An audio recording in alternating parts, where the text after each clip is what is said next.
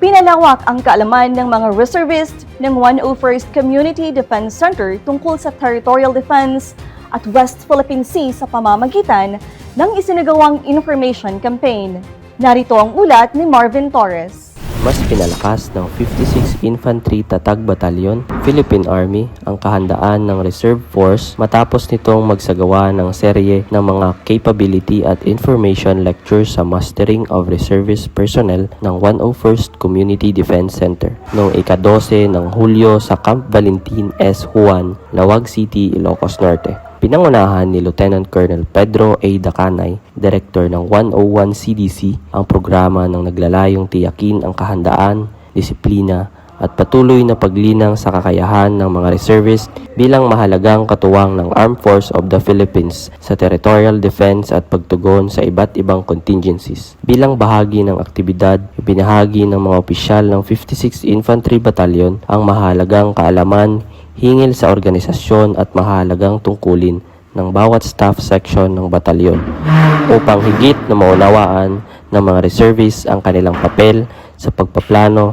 koordinasyon at pagsuporta sa mga operasyon ng Philippine Army. Nagbigay rin ng lecture si Captain Aljaim bin Abdullah, Civil Military Operation Officer ng 56 Infantry Battalion tungkol sa Strengthening Reservist Integration for Territorial Defense Operation, kung saan binigyang diin ang mahalagang papel ng Reserve Force sa pagpapatatag ng pambansang seguridad. Tinalakay rin ang usapin sa West Philippine Sea na naglalayong palawakin ang kamalayan ng mga reservists sa mga legal na batayan ng soberanya ng Pilipinas at hikayatin silang maging tagapagpalaganap ng tama, responsable at batay sa katotohanang impormasyon. Kasama rin sa programa ang Gender and Development Lecture na nagbibigay diin sa pagsusulong ng gender awareness, pagkakapantay-pantay, respeto at profesionalismo bilang mahalagang pagpapahalaga sa loob ng isang moderno at disiplinadong hukbong sandatahan. Ang objective ng activity namin ngayon na mastering of troops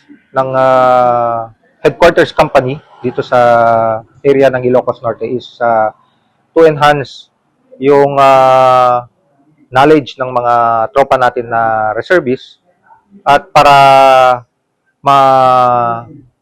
ma-check namin yung readiness ng mga tropa namin during disaster, calamities, and ang laking tulong ng tropa ng counterpart namin sa 56 Infantry Tatag Battalion dahil sa interoperability na nararamdaman ng mga tropa natin sa reserve na hindi sila nag-iisa or patiwara na reservist lang. Ito'y ang purpose ng activity na nandito yung mga tropa natin ng 56 Infantry Battalion is nararamdaman na ng mga tropa natin.